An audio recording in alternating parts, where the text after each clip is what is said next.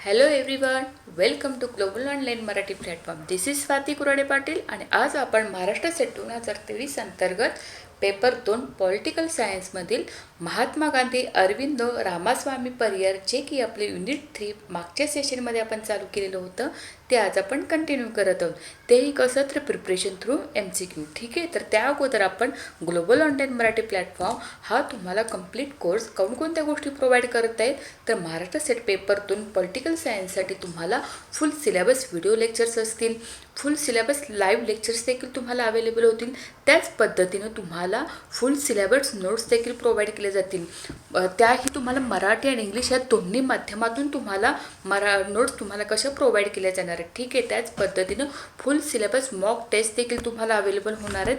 तसेच solve previous years question तुम्हाला previous year question with तुम्हाला सोल्युशनही भेटणार आहे. पण याकरिता तुम्हाला खाली दिलेल्या कॉन्टॅक्ट नंबरवरती व्हॉट्सअप करायचं आहे किंवा ग्लोबल ऑनलाईन ॲप हे ॲप जे आहे ते डाउनलोड करून घ्यायचं आहे. ही बॅच आपली पूर्णतः नवीन आहे आणि 5 जानेवारी 2023 पासून ही स्टार्ट झालेली आहे. ठीक आहे, तर याकरिता आपलं फी स्ट्रक्चर जे आहे ते 10,000 फी आहे, पण तुमच्यासाठी 40% डिस्काउंट येईल. तुम्हाला ती केवळ 6,000 रुपये असणार. या 6,000 रुपयेमध्ये तुम्हाला paper second plus paper first हे कम्प्लिटली काय भेटणार आहे, फ्री भेटणार आहे. म्हणजे get paper first complete course free with paper second. जेव्हा तुम्ही पॉलिटिकल सायन्ससाठी ॲडमिशन घ्याल तेव्हा तुम्हाला पेपर फर्स्ट देखील तुम्हाला कम्प्लिटली फ्री भेटणार, जो की फारच क्रुशियल पॉईंट ठरतो आपल्या एक्झाममध्ये क्वालिफाय होण्यासाठी.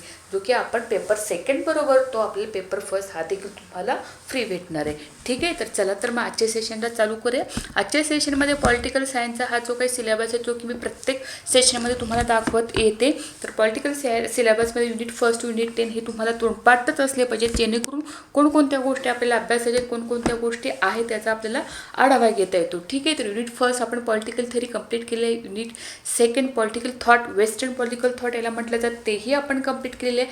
त्याचबरोबर जे युनिट 3 आहे की union political thought, Indian political thought हे आपण मागच्या सेशनपासून चालू केलेले आहे. ठीक आहे, आणि युनिट 7 जे आहे पॉलिटिकल इन्स्टिट्यूशन इन इंडिया, जो की भारतीय राज्यघटनेचा जो भाग असतो तो आपण कंप्लीट केलेले आहे. आणि आज आपण युनिट 3 मधले जे काही थिंकर्स आहेत, आता रामास्वामी असतील, अरविंद असतील आणि महात्मा गांधी यांचा आपण आज अभ्यास करणार आहोत. ठीक आहे, तर मागच्या सेशनमध्येही आपण 3 थिंकर्स बघितले होते. आजच्या सेशनमध्ये आपण परत 3 थिंकर्स बघत आहोत, तेही MCQ थ्रू. ठीक आहे, तर क्वेश्चनचा महत्त्वाचं काय की आपण MCQ घेण्यामागचं कारण काय, तर तुम्हाला काही विद्यार्थ्यांना असं वाटतं की नाही आम्हाला थेरॉटिकल शिकवा, पण माझं असं म्हणणं आहे की जवळपास तुम्ही 12वीपासून ते तुम्ही MA पर्यंत बऱ्याच गोष्टी थेरॉटिकली शिकलेल्या आहात. पण आता एक्झामचा क्रायटेरिया काय, एक्झाम आपल्याला काय सांगते, एक्झाममध्ये आपण क्वालिफाय व्हायचं, मग त्यांच्या पद्धतीनेच आपल्याला अभ्यास करायला हवा. कारण आता ही एक्झाम आपली रिटर्न नाही आहे, ही आपली एक्झाम कशी आहे की MCQ मल्टिपल चॉईस क्वेश्चन आपल्याला दिले जातात आणि त्यातून आपण आन्सर करेक्ट करून आपण क्वालिफाय व्हायचं. आणि तेही जास्त तुम्ही 60-65% मार्क्स पडले की तुम्ही क्लिअर होणार. त्यासाठी जास्तीत जास्त जेवढे तुम्ही MCQ सोडवाल, जास्तीत जास्त जेवढे तुम्ही असे क्वेश्चन सोडवाल, बहुपर्याय जे काही क्वेश्चन दिले असतात ते सोडत, तेवढे तुम्हाला जास्तीत जास्त फायदा होणार आणि तुम्ही क्वालिफाय होण्यास त्याची तुम्हाला जास्त मदत होणार. म्हणून त्या अनुषंगाने आपण रोज काही असे क्वेश्चन घेऊन त्या अनुषंगाने थेरॉटिकल पार्ट आपण डिस्कस करतो. ठीक आहे, तर आजचा पहिला प्रश्न जो आहे की तो महात्मा गांधीच्या संबंधित आहे. पहिला प्रश्न असा आहे की the historic quit India resolution was pass under Mahatma Gandhi's leadership at Gowalia tank maidan in the city of. तर असं कोणती सिटी आहे, अशी कोणतं शहर होतं की त्या ठिकाणी गोवालियर टँक महात्मा गांधींच्या नेतृत्वाखाली ऐतिहासिक भारत छोडो ठराव मंजूर करण्यात आलेला होता. पर्याय A आहे कलकत्ता, पर्याय 2 आहे चेन्नई, पर्याय 3 आहे लखनौ, की पर्याय 4 आहे मुंबई. की ह्यापैकी कोणता पर्याय की जेणेकरून गवालियर टँक मध्यभागी महात्मा गांधींच्या नेतृत्वाखाली काय झालेलं होतं, भारत छोडो आंदोलन झालेलं होतं. आता सुरुवातीला तर थोडंसं महात्मा गांधींच्या विषयी की आता आपण डिस्कस करत आहे, थोडंसं रिव्हिजन म्हणून की गांधीयुग म्हटलं जातं किंवा सत्याग्रह पर्व म्हटलं जातं. ते कधीपासून सुरू झाले, तर सत्याग्रह पर्व आपल्याला माहितीच की 1919 पासून 1947चा जो काही कालावधी आहे तो गांधी पर्व याला असं म्हणजे 1920च्या कालावधीपासून जे 1947च्या कालावधी ज्या काही घटना घडल्या त्या गांधी युगामध्ये येतात. मग 1920 मध्ये टिळकांच्या मृत्यूनंतर राष्ट्रीय चळवळीची सर्व सूत्र कुणाच्या हाती आली तर महात्मा गांधींच्या हाती आली होती. मग गांधीजींच्या सत्याग्रहासारख्या अभिनव तंत्राने राष्ट्रीय चळवळ आपली कशी झाली होती, अधिक व्यापक झाली होती आणि स्वातंत्र्य लढ्यास काय झाली, नव्या पर्वास काय झाली होती, सुरुवात झाली होती. ठीक आहे. तर महात्मा गांधी नेमकं कोण होते, तर महात्मा गांधीचा जन्म 2 ऑक्टोबर 1869 रोजी गुजरात या ठिकाणी, पोरबंदर या ठिकाणी झालेला होता. महात्मा गांधींवर प्रभाव टाकणारे ग्रंथ, आता महत्त्वाचे जे फॅक्ट्स आहेत ते फक्त तुम्हाला इथे डिस्कस करते की महात्मा गांधींजीवर प्रभाव टाकण्याचे कोणते ग्रंथ होते, तर जॉन रस्किनचा एक होता अनटू दिस लास्ट म्हणून होता, परत हेनरी थोरचा एक होता वर्ल्डेल म्हणून, किंवा वॉल्ट हिंटमन लिव्ज ऑफ ग्रास, असे काही गोष्टी की ते पॉईंट्स हिंट्स आहेत ते तुम्ही लक्षात ठेवा की त्याच्यावरती तुम्हाला क्वेश्चन येण्याचे चान्सेस राहतात. म्हणजे जॉन रस्किन, हिटमन, डेव्हिड थ्रो ह्यांचा काय होतं, महात्मा गांधींच्यावरती प्रभाव होता, म्हणजे प्रभाव टाकणारे ग्रंथ त्यांच्यावरती होते. त्याच पद्धतीने 1914 मध्ये सत्याग्रहाचा पहिला यशस्वी प्रयोग त्यांनी ब्रिटिश आणि हिंदी लोकांवर लादलेले अन्याय निर्बंध दूर केलेले होते. 1915 मध्ये काय झालं की गांधीजी भारतात आले आणि त्यांनी भारतानंतर शेतकरी, दलित, कामगार यांचे प्रश्न सोडवण्यास काय केलं, प्रारंभ केला. मग नंतर काय की साबरमतीचे किनारे सत्याग्रह स्थापन केला, सेवाग्राम स्थापन झालं. तसंच लॉर्ड माउंटबॅटन आणि गांधीजींचे वर्णन काय, लॉर्ड माउंटबॅटन हे जे काय आपले व्हाईसरॉय होते त्यांनी गांधींचे वर्णन कसे केले की एका माणसाचे सैन्य, वन मॅन आर्मी जे म्हटलं जातं ना ते, की या शब्दात त्याच्यामध्ये त्यांचं वर्णन केले. त्याच पद्धतीने गांधीजींचं मत काय होतं की माझे अंतःकरण खेड्यात आहे, म्हणजे खेड्याकडे चला वगैरे अशा काही गोष्टी आहेत की गांधीजींनी आपल्याला ते स्लोगन दिलेलं होतं. नंतर कुठले कुठले सत्याग्रह झाले तर असे आहेत की 1917चा चंपारण सत्याग्रह, 1918चा खेडा सत्याग्रह आहे, जालियनवाला बाग हत्याकांड झालं होतं 1919ला, म्हणजे त्यांच्याच कालावधीमध्ये झालेलं आहे. ठीक आहे. तर त्यावेळी नेमकं काय काय झालेलं होतं, रौलट कायदा होता, रौलट कायद्याविरुद्ध पंजाबमध्ये जनमत प्रक्षुब्ध झाल्याने डॉक्टर सैफुद्दीन किचलू, सत्यपाल या प्रमुख नेत्यांना काही अटक झाली होती. आणि मागच्या आपण रवींद्रनाथ टागोर यांच्या रिलेटेड पण क्वेश्चन बघितलं होतं की रवींद्रनाथ टागोर यांनी हत्याकांडच्या निषेधार्थ ब्रिटिशांनी त्यांना दिलेलं जी काही किंगहुड पदवी होती, नाईटहुड सर या पदवीचा त्यांनी काय केलं होतं, त्याग केलेलं होतं. ठीक आहे. तसेच हंटर कमिशन रिलेटेड आहे किंवा हंटर कमिशनचे कोण सदस्य होते, खिलाफत चळवळ काय होती, खिलाफत चळवळ कधी झाली तर 1919 ते 1924 मध्ये. म्हणजे नेमकं काय होतं खिलाफत चळवळ, म्हणजे नेमकं काय आहे की तुर्कस्तानचा एक सुलतान असतो, या जगभरातील मुस्लिम बांधवांचा तो काय म्हणून असतो, धर्मप्रमुख किंवा त्याला खलीफा असं म्हटलं जातं. मग पहिल्या महायुद्धात तुर्कस्तान ब्रिटिशांच्या विरोधात जर्मनीच्या बाजूने लढल्याने ब्रिटिशांनी तुर्कस्तानावर काही निर्बंध लादले. मग हे निर्बंध जे होते ते खलिफाला पाठिंबा देण्यासाठी भारतातील मुस्लिम बांधवांनी काय चालू केली, खिलाफत चळवळ सुरू केली होती. मग नोव्हेंबर 1919 मध्ये दिल्ली येथे भरलेल्या अखिल भारतीय खिलाफत परिषदेचे जे कोणी अध्यक्ष होते ते कोण होते, महात्मा गांधी होते. ठीक. म्हणजे खिलाफत चळवळीचे ते अध्यक्ष होते. अखिल भारतीय खिलाफत चळवळ जी होती त्याचे अध्यक्ष कोण होते, महात्मा गांधी होते. त्याच पद्धतीने हिंदू मुस्लिम ऐक्य घडवून ब्रिटिशांविरुद्ध ताकद वाढवण्यासाठी गांधीजींनी काय केलेलं, खिलाफतीला पाठिंबा दिला होता. मग त्याच्यामुळे नंतर काय झालं की याबद्दल सरकारशी असहकार करण्याचा प्रस्ताव मुस्लिमांनी काय केला होता, मांडला गेला. तर असहकार चळवळ कधीचे ह्याच्यावरती आपल्याला प्रश्न येण्याचे चान्सेस राहतील की असहकार चळवळ 1920ला झालं होता. मग तेव्हा काय झालेलं की 1920 मध्ये लाला लजपत राय यांच्या अध्यक्षतेखाली कोलकाता येथे काँग्रेसचे विशेष अधिवेशन भरलं होतं. मग त्यावेळी ह्या नंतर 26 डिसेंबर 1920च्या जे आपलं नॉर्मल जे अधिवेशन होतं नागपूरचं, या नागपूर अधिवेशनामध्ये आता 20चं जे होते एक विशेष अधिवेशन, एक स्पेशल अधिवेशन होतं आणि एक जे होतं ते कॉमन म्हणजे जनरल अधिवेशन होतं. त्याच्यामध्ये जे काही होतं ते नागपूरला होतं. त्याचे अध्यक्ष होते चित्तरंजन दास. यांनी मांडलेल्या असहकार्याच्या ठरावास राष्ट्रसभेने मान्यता दिली. म्हणजे 1920चं जरी समजा 1920चं जर काँग्रेस अधिवेशन असलं तर ते कोणतं आहे, नागपूरचे आहे. विशेष अधिवेशन झालेले ते विशेष अधिवेशन त्याचे अध्यक्ष कोण होते, त्याचे अध्यक्ष लाला लजपत राय होते. ते कुठं झालेलं होतं, ते कोलकाता या ठिकाणी झालं होतं. कन्फ्युजन करायचं नाही. ठीक आहे. या अधिवेशनाचे अध्यक्ष, या अधिवेशनामध्ये चित्तरंजन दास यांनी असहकार ठराव जो होतो तो राष्ट्रसभेत मांडलं होतं. पण 1920ला नागपूर अधिवेशनामध्ये अध्यक्ष कोण होते, छत्रपती विजय राघवाचार्य. येथे लक्षात, छत्रपती विजय राघवाचार्य. म्हणजे आंदोलनाचे स्वरूप कसं होतं सहकारचं की शाळा, महाविद्यालय किंवा तुमची विधिमंडळे, न्यायालय जे काय असतील त्यांना काय करायचं, असहकार दर्शवायचं. अशा काही गोष्टी होत्या की त्या 1920च्या याच्यामध्ये घडलेली दिसून येतात. आता आपल्या ह्याच्यामध्ये काय सांगितलं की क्वाईट मुवमेंट होती, जी की 1942ला झाली होती. मग त्यावेळी काय झालं की आणि ती कुठल्या शहरात झाली आपल्याला असा प्रश्न विचार. तर ती 1942ला झालेली आहे. 1942ला कुठले शहर होते की ते मुंबईमध्ये काय झाले की त्यावेळी छोडो भारत किंवा क्वाईट इंडिया मुवमेंट घडली. त्याला चले जाव चळवळ असं म्हटलं जातं. ठीक आहे, तर ह्याचा आन्सर आहे मुंबईमध्ये ही घडली होती. हां, तर हे महत्त्वाचं की 1939मध्ये जर्मनीने पोलंडवर आक्रमण केले होते. ठीक आहे, तर जर्मनीने पोलंडवर आक्रमण केल्यामुळे काय झालेलं आहे की आणि दुसऱ्या महायुद्धाला सुरुवात झाली. मग सुरुवातीला गांधीजींनी ब्रिटिशांना अहिंसक नैतिक पाठिंबा देण्याचे मत व्यक्त केले होते. पण काय झालेलं आहे, पण पक्षातील इतर नेते भारतीय लोकप्रतिनिधींचे मत घेतल्याशिवाय भारतात एकतर्फीपणे युद्धात ओढल्यामुळे नाखुश होते. मग सर्व काँग्रेस नेत्यांनी मंत्रिमंडळातून सामुदायिक काय केले, राजीनामे देण्यास ठरवले. मग त्याच्यामुळं काय झालं की राजीनामे दीर्घ विचार विनिमयानंतर गांधीजींनी जाहीर केले की भारत या युद्धाचा एक भाग बनणार नाही. म्हणजे भारत काय करेल की युद्धामध्ये सहभागी होणार नाही. ठीक आहे, मग पुढे काय झालं की कारण हे युद्ध बरोबर जरी लोकशाहीवादी स्वातंत्र्यासाठी म्हणून लढवले जात होते आणि दुसरीकडे तेच स्वातंत्र्य भारताला काय करत होते, नाकारत होते. यामुळे जसे जसे युद्ध पुढे सरकत गेले तसे तसे गांधीजींनी स्वातंत्र्याची मागणी काय केली, तीव्र केली. मग त्यांनी एक ठराव मांडला ज्याद्वारे इंग्रजांना भारत सोडून जा किंवा भारत छोडो असे ठणकावण्यात आले. हा गांधीजींचा आणि पक्षाचा ब्रिटिशांना भारतातून हाकलून देण्याचा सर्वात स्पष्ट व अंतिम प्रयत्न होता. म्हणजे भारत छोडो जे काही 1942ला झालेलं आहे, मुंबईमध्ये झालेले, तो कसा होता, अंतिम होता. म्हणजे पक्षातील आणि इतरही नेत्यांनी गांधीजीवर टीका केली.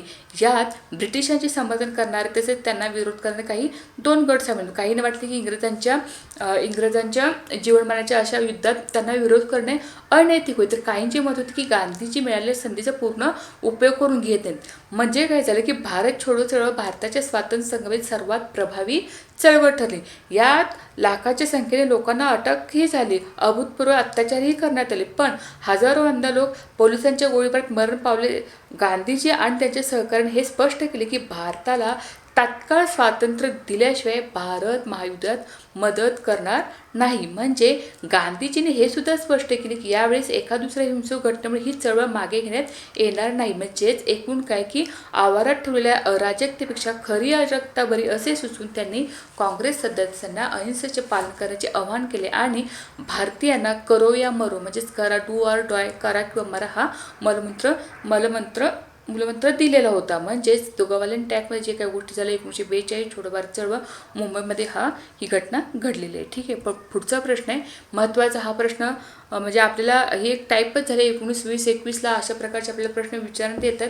हा आपल्याला मागील वर्षी किंवा प्रिव्हियस इयर्स क्वेश्चनमधला हा आपला क्वेश्चन आहे की जो आपल्याला विचारण्यात आलेला. ठीक आहे, तर 2 याद्या दिल्या आहेत. त्याच्यामध्ये MK गांधी आहेत, MN रॉय आहेत,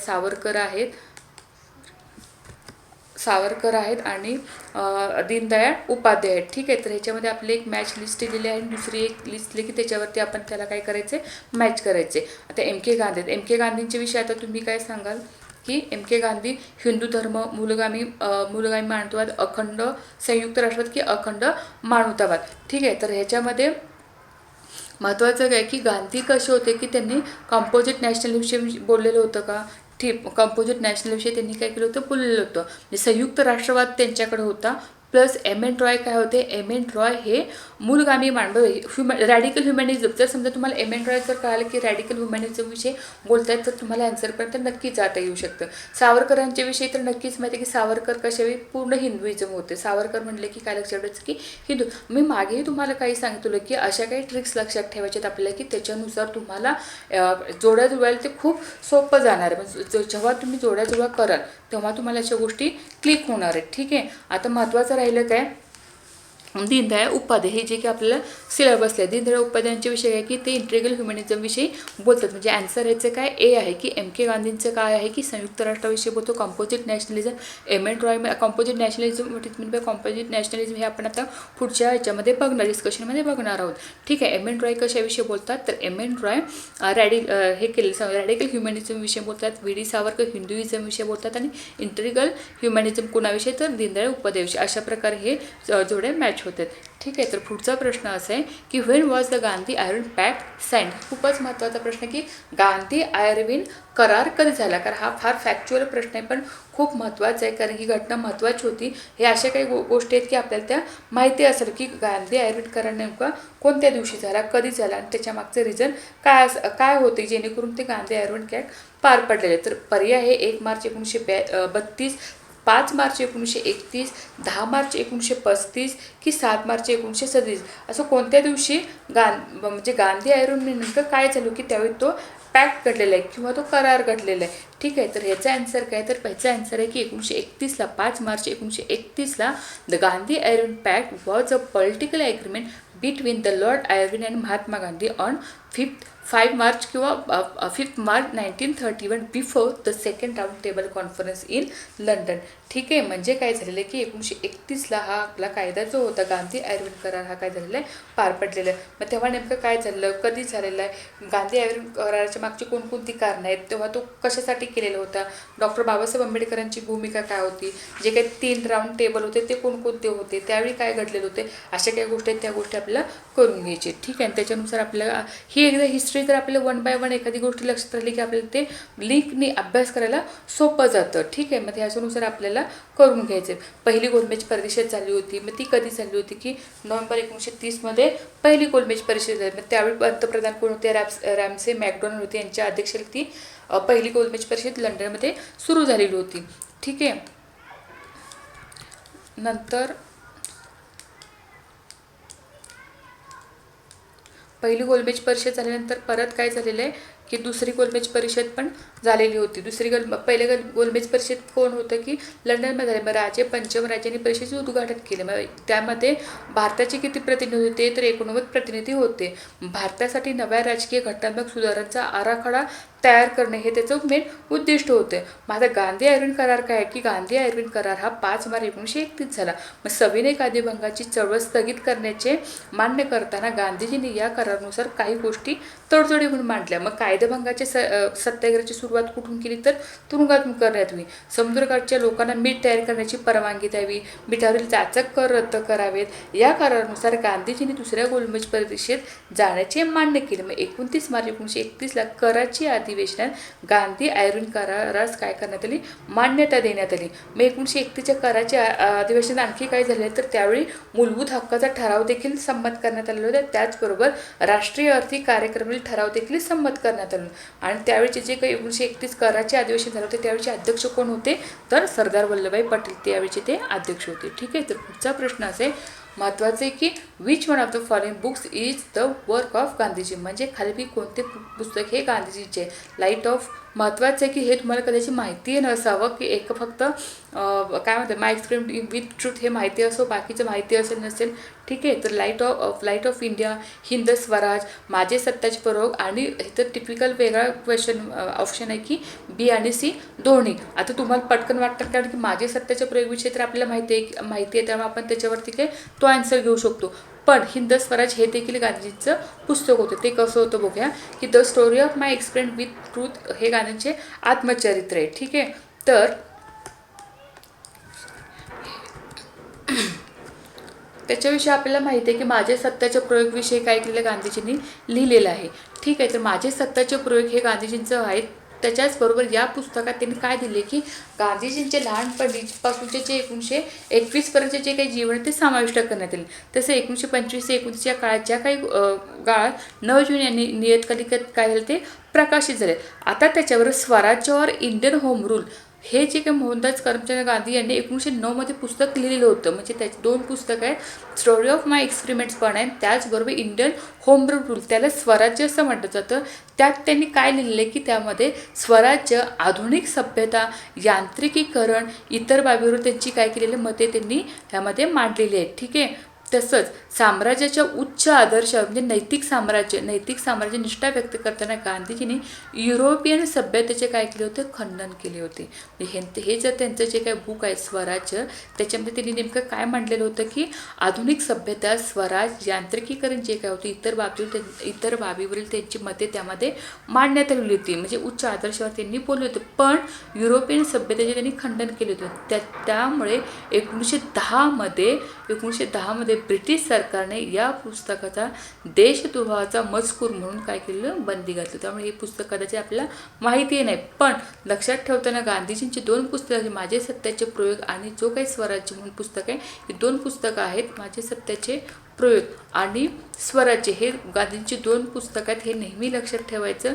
जर समजा हे बंदीनंतरचं जर पुस्तक नसेल किंवा त्याच्यानंतर जर विचारलं नसेल किंवा एकच पर्याय असेल, स्वराज्यविषयी नसेल, तर सत्याचे प्रयोग तर फायनल आहे, पण स्वराज्य हे देखील त्याचं पुस्तक होतं, हे लक्षात ठेवायचं आपल्याला. ठीक आहे.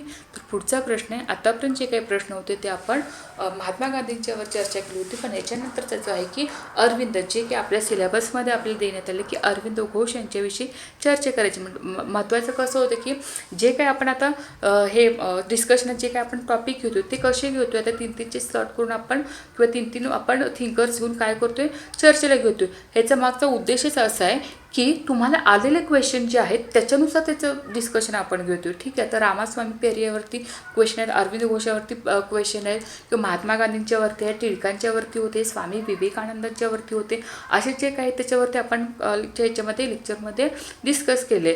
आता राहतो प्रश्न, जर सिलेबसमध्ये तुम्ही बघितलं, कौटिल्य आहे, कबीर आहे, अगस्त्य वगैरे आहे, त्यांच्यावरती आत्तापर्यंत क्वेश्चन विचारले आलेले नाहीत. त्याच्यामुळे त्याच्यावरती जास्त वेळ घालण्यात काय अर्थ नाही. ज्याच्यावरती प्रश्न विचारले, ज्याच्यावर वारंवार प्रश्न रिपीट क्वेश्चन हे पडतात, वारंवार क्वेश्चन विचारले जातात, त्याचा आपल्याला अभ्यास करायचा आणि एक आपण व्ह्यू डेव्हलप करायचं की मला काय करायचं किंवा मला कोणते थिंकर्स करायचे, ह्याच्यावरती तुमचा जास्त फोकस असला पाहिजे. ठीक आहे. तर आता 5वा प्रश्न आपला आहे की अरविंदांच्यावरती, अरविंद घोष. अरविंदांच्या ह्याच्यामध्ये काय दिले की arrange the following words of sir Aurobindo in chronological order, select the correct answer from the quotes given below. ठीक आहे. The mother, the life divine, essay on Gita and Savitri a legend and the symbol. ठीक आहे. म्हणजे अरविंदांची अशी काही पुस्तकांची नावं दिलेली आहेत की ती आपल्याला ह्याच्यानुसार म्हणजे ते कधी अस्तित्वात आले, म्हणजे कधी लिहिले गेली, त्याच्यानुसार आपल्याला ती काय क्रोनॉलॉजिकली लावायचे. हा प्रश्न पडलेला आहे. तसा बघायला तर एक वेळ आपल्या पुस्तकांची नावे माहिती असू शकतात, पण कोणती पुस्तकं कधी लिहिलेत ह्या गोष्टी आपल्याला कदाचित क्लिअर होऊ शकत नाही. पण किमान जेवढे तुम्हाला तुमच्या रेफरन्स बुकमध्ये माहिती मिळेल, जेवढे बुक्स आहेत ते माहिती, त्याच्यानुसार तुम्ही अंदाज करू शकता कोणती पुस्तक कधी लिहिलेत, काय केलं, त्याच्यानुसार क्रोनॉलॉजिकल तुम्ही सोडवू शकता. ठीक आहे. तर the mother, life divine, essay on Gita वगैरे अशा काही गोष्टी. तर याचा आन्सर आहे आन्सर बी, जे की सगळ्यात सुरुवातीचं पुस्तक होतं की एसे ऑन गीता. ठीक आहे. Essay on Gita, then the mother, नंतर कोणतं होतं सावित्री, आणि शेवटचं की द लाईफ डिवाइन. अशा प्रकारे तर अरविंदांची आणखी कोणकोणती बुक लिस्ट आहे, तर first edition of collected works was published in 1972 in 13 volumes. ठीक आहे. तर sir Aurobindo birth centenary library पॉंडिचेरीमधली. ठीक आहे. तर a new edition of collected works was started in 1995.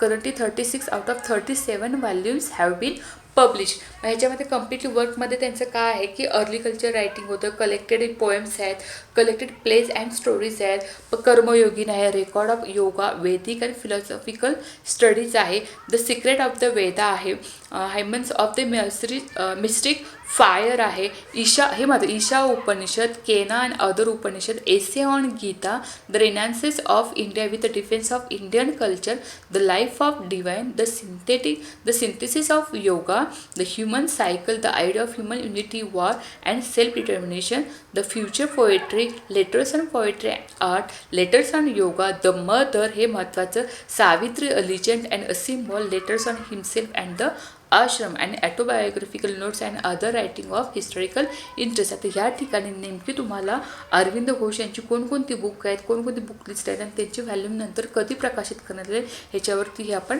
Focus केले. ठीक आहे. तर पुढचा प्रश्न आहे, पुढचा 6वा प्रश्न आहे की फाइंड द इनकरेक्ट स्टेटमेंट. आपल्या ह्यालामध्ये ही गोष्ट फार आवडते की नेमकं चुकीचं कोणती गोष्ट आहे ते आपल्याला सांगायची आहे. ठीक आहे, तर ह्याच्यामध्ये काय आहे की आता जास्त परीक्षेचा ओघ कसा राहतो, तुम्ही कोणतं बरोबर आहे हे त्याच्यावरती तुम्ही ठाम असता, म्हणजे तुम्हाला माहिती असते की कोणतं बरोबर आहे, पण कोणतं चुकीचं आहे हे सांगणंही तितकंच महत्त्वाचं. त्यासाठी माहिती कसा लागतो की पहिले 3 जे क्वेश्चन आहेत तुम्हाला कोणते बरोबर आहेत हे तुम्हाला माहिती असणं गरजेचं असतं. ठीक आहे, म्हणजे ही तुमची किंवा क्रुशियल पॉईंट असतो तुमचा. ठीक आहे, तर ह्याच्यामध्ये तुम्हाला इनकरेक्ट स्टेटमेंट विचारले. आता sir Aurobindo was revolutionary leader होते का, रिव्हॉल्युशनरी किंवा स्पिरिच्युअल त्यांनी काय लिहिलेलं का. ठीक आहे, तर ह्याच्याविषयी Mahatma Gandhi satyagraha was meant also for her transformation of the opponent. बरोबर. ठीक आहे, थर्ड वन काय की Periyar promoted rationalism, self respect and women's right. आता ह्याच्यावरती पेरियारवरती पण प्रश्न विचारले की त्यांचं सेल्फ रिस्पेक्ट कोणाचं आहे, काय की वुमन्स राईटविषयी कुणी बोललेलं वगैरे हे पण आहे त्याच्यावरती. ठीक आहे, आणि शेवटचे की दामोदर सावरकर, जे Vinayak Damodar Savarkar was the champion of the composite nationalism. हे कंपोजिट नॅशनलिझम काही तर तुम्ही कन्फ्यूज, म्हणजे संमिश्र राष्ट्रवाद त्याला म्हटलं जातं. ठीक आहे, तर ह्याचा आन्सर काय आता हे जर अरविंदो बघितलं तर अरविंदो कसे होते की रिव्हॉल्युशनरी होते. ठीक आहे, म्हणजे ते क्रांतिकारी नेता म्हणून त्यांना ओळखलं जातं. महात्मा गांधींचा सत्याग्रह हृदयासाठी म्हणजे त्यांचं प्रतिस्पर्धाचे परिवर्तन करण्यासाठी त्यांनी सत्याग्रह केला होता. पेरियार यांचं काय होतं, पेरियार बुद्धिवादाला, स्वाभिमान आणि महिला हक्कांना प्रोत्साहन देतात. V D Savarkar composite nationalism म्हणतात का, नाही, ते पूर्ण हिंदुइझम आणि नॅशनलिझमविषयी चर्चा करतात. म्हणजे प्रॉपर ते हिंदुइझम होते. हा मी आता मगाशी वर्ड तुम्हाला हिंदुइझम फक्त म्हटलं की त्यांना लागतं. कॉम्पोजिट म्हणजे संमिश्र नॅशनलिझम होतं का, की बाकीच्या धर्माला प्रोत्साहन देणं न देणं असं काय होतं का, त्यांनी प्रॉपर हिंदुइझमला प्रोत्साहन दिलं होतं. त्याच्यामुळे आन्सर हे आपल्याचं डी आहे. आता व्ही डी सावरकरविषयी काय सांगतात बघा की 1922 रत्नागिरी येथे तुरुंगात असताना सावरकरांनी हिंदुत्वाची हिंदू राष्ट्रवादी राजकीय विचारधारा काय केली होती, विकसित केली होती. मग ते हिंदू महासभेतील एक प्रमुख व्यक्ती होते. त्याच पद्धतीने त्यांनी आत्मचरित्र लिहिल्यापासून वीर शूर असं समार्थी उपशब्द वापरण्यास सुरुवात केली. आता what is mean by composite nationalism, जे की आपल्याला त्यांनी क्वेश्चनमध्ये विचारले की जे की वेगळं आहे. जरी आता ह्याच्यामध्ये महात्मा गांधी असतील किंवा आपल्याला पेरियारविषयी विचारलेलं आहे, अरविंद विचारलं, त्याच्याचबरोबर हे कॉम्पोजिट नॅशनलिझमविषयी पण विचारले. हे काय, एक संमिश्र राष्ट्रवाद म्हणजे नेमकं काय की भारतीय राष्ट्र हे विविध संस्कृती, जाती, समुदाय, श्रद्धा असलेल्या लोकांपासून काय झाले, बनलेलं आहे.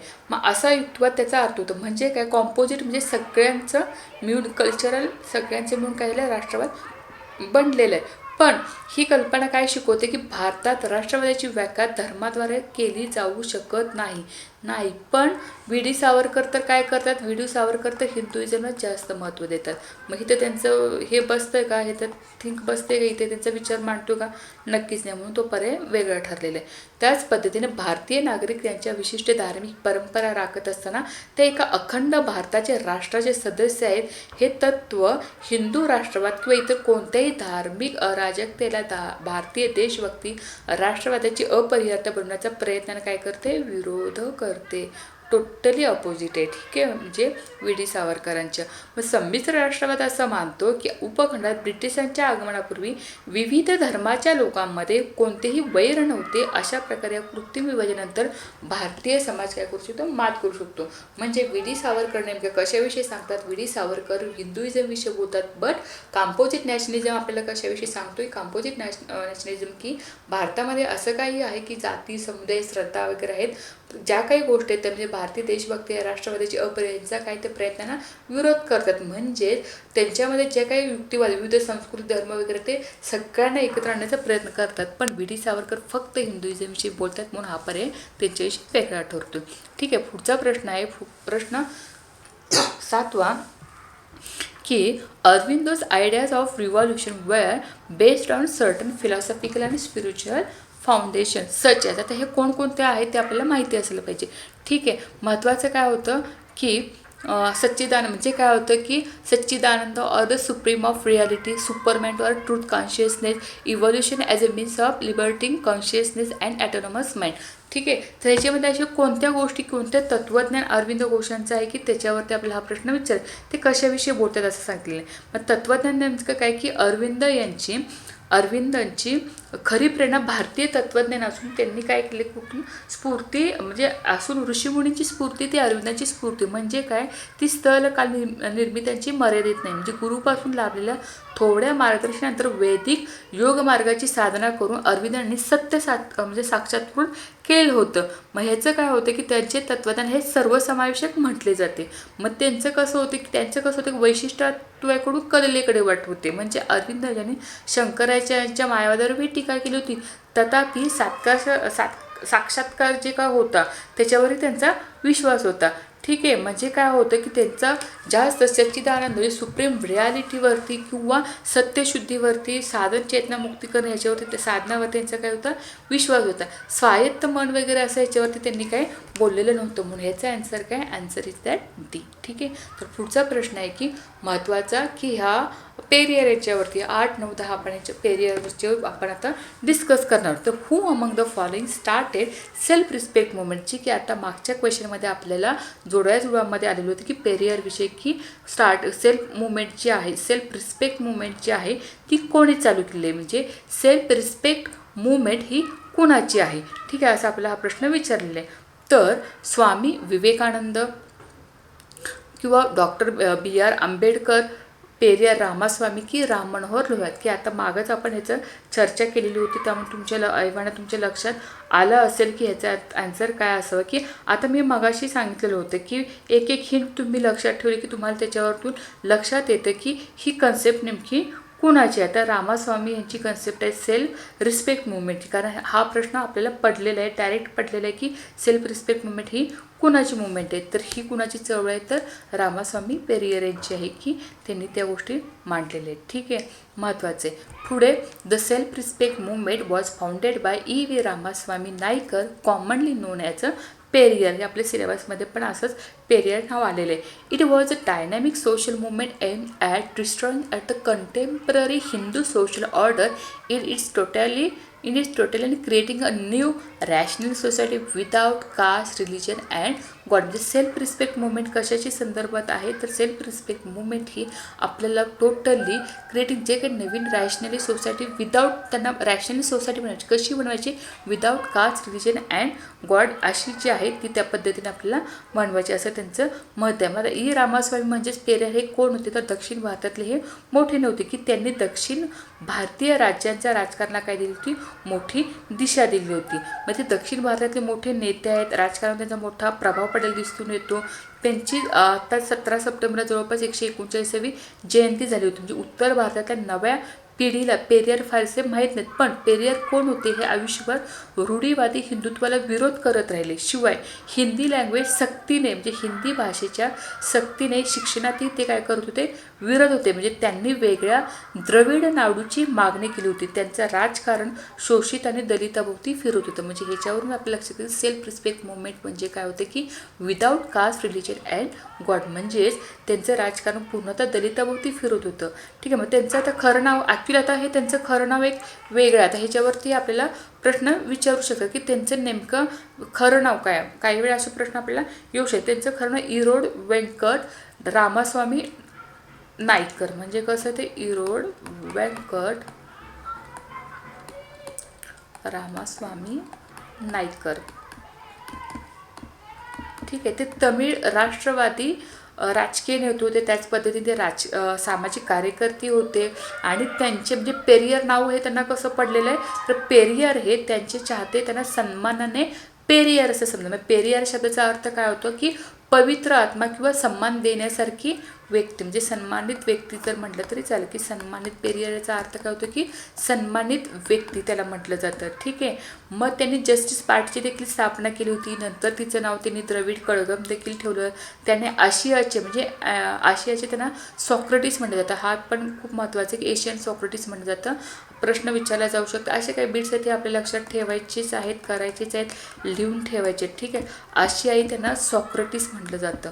कोणाला, रामास्वामी पेरियरना. अँटी हिंदी लिडर असं त्यांना म्हटलं जातं. त्याच पद्धतीने त्यांचा जन्म एका धार्मिक कुटुंबात झाला. मात्र त्यांनी आयुष्यभर ब्राह्मणवादाला विरोध केलेला दिसतो. त्यांनी ब्राह्मण ग्रंथांची होळीही केलेली. तसंच त्यांनी रावणाला आपला नायक मानलं जातो.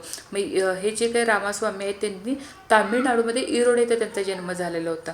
ठीक आहे, मग त्याच पद्धतीने त्यांच्या कुठल्या कुठल्या गोष्टी आहेत की बाबा ते लहानपणापासून गोष्टीच्या सत्यतेवर प्रामाणिकतेवरती प्रश्न उपस्थित करत होते. हिंदू महाकाव्य पुराणातल्या परस्पर विरोधी गोष्टींची ते खिल्ली उडवत.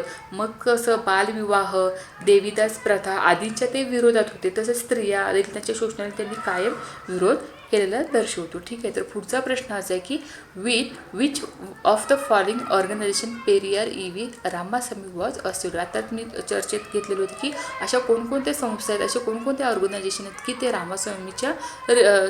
रामास्वामीच्या रिलेटेड आहेत. ठीक आहे, तर पहिला पर्याय असा आहे की सेल्फ रिस्पेक्ट मुवमेंट, दुसरा आहे जस्टिस पार्टी, तिसरा आहे द्रविड कळघम, चौथा आहे होम रूल. आता या ठिकाणी क्वेश्चन जरी आहे असा तुम्ही वाचा, रामास्वामीविषयी तुम्हाला काहीच माहिती नसेल किंवा क्वेश्चन वाचल्यावर डोक्यात काय येतं तुमच्या की ह्याच्यामध्ये कुठल्या कुठल्या गोष्टी आहेत. आता मागच्या पण काही लेक्चरमध्ये आपण होम रूल मुवमेंट बघितली होती. आता हे होम रूल मुवमेंट कोणाची आहे, काय म्हणलं जातं की स्वराज्य पक्ष स्थापन केला, होम रूल होती किंवा कोणी आणली भारतात, कोण आलेलं. आता ह्याच्यामध्ये जर समजा होम रूलविषयी जर तुम्हाला फक्त माहिती असलं तर ह्या तुम्ही ॲन्सरपर्यंत पोहोचू शकता. कसं आता होम रूलविषयी आपण चर्चेला घेतलं होतं की होम रूल कोणाचं होतं. होम रूल हे आपण टिळकांच्या विषयी बघितलं होतं. ठीक आहे, की मागच्या चर्चेमध्ये आपण जे काय बघितलं होतं स्वराज्य वगैरेचे बघितलं होतं की स्वशासन म्हटलं जातं. ठीक आहे, गृहराज्य चळवळ किंवा मराठीमध्ये असलेले पण स्वशासन जे आपण टिळकांच्या विषयी आपण ते बघितलं होतं. आता हे टिळकांचं हे फक्त मला माहिती आहे. ठीक आहे, त्यामुळे हा पर्याय असू शकतो का, नक्कीच नाही. मग पर्यायापर्यंत आता कसं पोहोचायचं बघा. आता मला काही विद्यार्थ्यांचा कॉल येतो किंवा काही विद्यार्थी मला सांगतात की MCQमध्ये सोडवत असताना आम्हाला म्हणजे पर्यायापर्यंत कसं जायचं हे नेमकं लक्ष येतं. तर ह्याच्यामध्ये पण आपण आजच्या ह्याच्यामध्ये पण आपण तेच होतं की ह्या पर्यायामध्ये आपण पर्यायापर्यंत किंवा इलिमिनेट मेथड जी असते ती कशी सोडवायची. आता डी तर आपल्याला नक्की माहिती आहे की डी ह्यातला पर्याय नाही आहे. ठीक आहे, तर डी कुठे कुठे ते शोधायचं आपण. म्हणजे एक जरी गोष्ट आपल्याला एक हिंट जरी केलं तर आपण उत्तरापर्यंत जाऊ शकतो की नाही, हेच आपल्याला डेव्हलप करायचं, हेच आपल्याला टेक्निक वाढवायचं, जेणेकरून तुम्ही त्याच्यामध्ये काय होणार आहे, पारंगत होणार आहे. ठीक आहे, तर लक्षात घ्या महत्त्वाचं तर डी कुठं आहे. ठीक आहे, डी हित आहे. तिसऱ्या पर्यायामध्ये का नाही, हित आहे का आहे. मग काय हे पर्याय आपण बरोबर करायचे, तिन्ही जातात मग बरोबर सीच येतात. आन्सर बघा काय आहे, आन्सर सी. बरोबर आलं लक्षात. म्हणजे पर्याय जर समजा बाकीचे वर्ष जरी माहिती एक जाते द्रविडवर बोलतात पण, आणि जर समजा पेरियारविषयी जरी काय आलं, जे काही साऊथ इंडियनच्या ज्या बऱ्याच गोष्टी असतात ना त्याच्यावरती जास्त आपण द्रविड कळघम म्हणा, जस्टिस पार्टीज खाली आहे, सेल्फ रिस्पेक्ट मुवमेंट त्याच्याविषयी माहिती आहे. हे जर परफेक्ट जर तुम्हाला माहिती असेल तर प्रश्नापर्यंत नक्कीच पोहोचाल. पण फक्त आता तुम्ही होम रूलविषयी जर बघितलं की आपण मागच्या टिळक वाचले, त्याच्यामुळे आपल्या स्वशासन पद्धती ॲनी बेसेंट आल्या, त्याच्यानंतर ह्यांनी चालू केलं टिळकांचं. ह्याच्याविषयी जर थोडंफार जर तुम्हाला आयडिया आली की नाही तुम्ही उत्तरापर्यंत नक्की पोहोचू शकता. म्हणजे हे एक मेथड तुम्हाला डेव्हलप करते किंवा हे एक टेक्निक तुम्हाला फॉलो करता येण्यासारखी. ठीक आहे, तर महत्त्वाचं काय आता हे ते कुठल्या चळवळीशी रिलेटेड होते, तर मेंबर ऑफ काँग्रेस पार्टीमध्ये होते. वायकॉम सत्याग्रही होता 1924-25 झाला. सेल्फ रिस्पेक्ट मुवमेंट एक सांगितलेलं आहे. जस्टिस पार्टीविषयी आत्ता आपण बघितलं, रवींद्र कचघम झालं. रॅशनलिझम होते, सेल्फ रिस्पेक्ट मुवमेंट आहे. वुमन्स राईटविषयी बोललेलं आहे. Social reform and erection of caste जे की त्यांनी दलितांविषयी काम केलं आहे. Self determination of Dravid Naidu जे आपण आत्ता बघितलं की त्यांना स्वतः द्रविड नायडू असं वेगळं तयार करायचं होतं. जे अशा काही संस्था आहेत की त्याच्याविषयी आपण हे चर्चा केलेली आहे. ठीक आहे, तर पुढचा प्रश्न आहे की 10वा प्रश्न, who started number of newspaper and journal such as Kudiyarasu म्हणजेच डेमोक्रेसी जे की 1925चे, रिवॉल्ट, पुराची म्हणजे रिव्हॉल्युशन, परत काय ते पगुतूर रिओ म्हणजे रॅशनॅलिझम इन 1934 अँड विदुथलाई याचा अर्थ होते लिबरेशन म्हणजे मुक्ती 1935चे.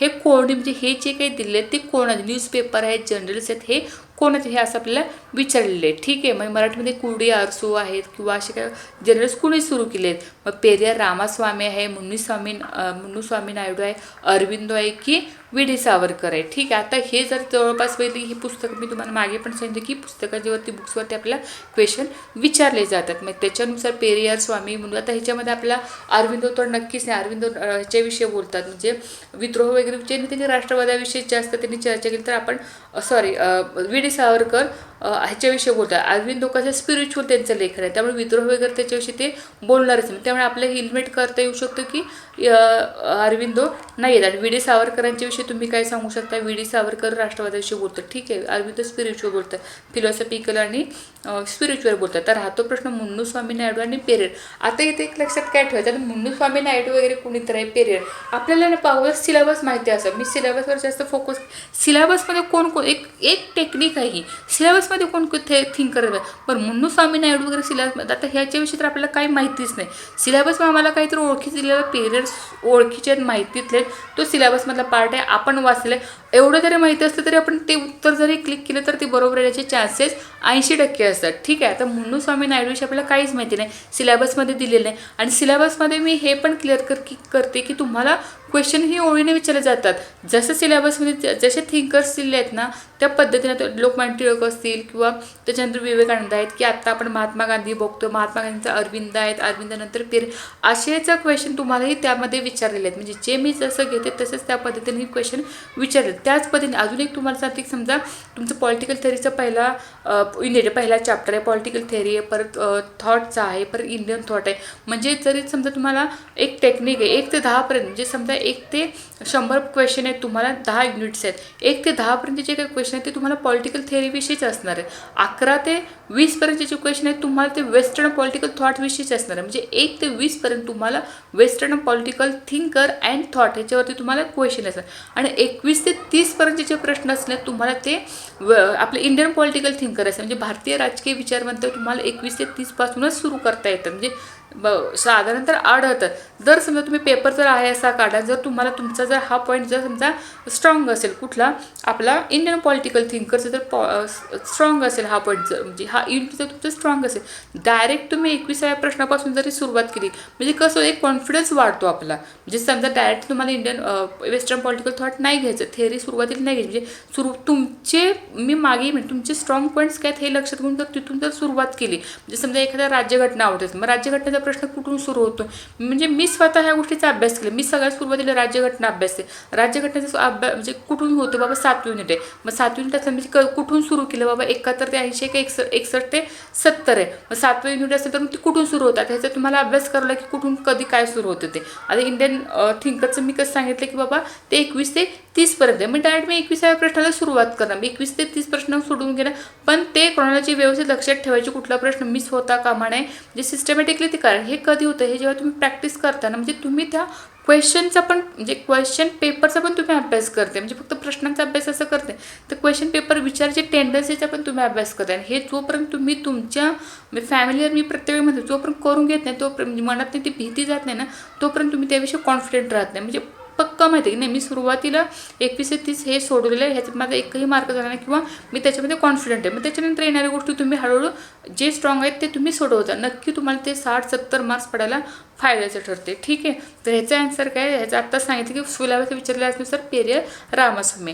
आता ह्यांचे न्यूजपेपर काय, तर newspaper and general study by Periyar were which, तर कुडी अर्सोची काय, आता डेमोक्रेसी रिवोल्ट आहे, पुराची रिव्हॉल्युशन आहे, रॅशनॅलिझम आहे, लिबरेशन, अशा पद्धतीने ह्यांचे काही जे जनरल्स अँड न्यूजपेपर आहेत ते आपल्याला ह्या ठिकाणी दिलेले आहेत. अशा पद्धतीने आपण हा थिंकरचा अभ्यास करायचा आहे. आणि आजचं सेशन आपण इथंच संपवत आहे. धन्यवाद.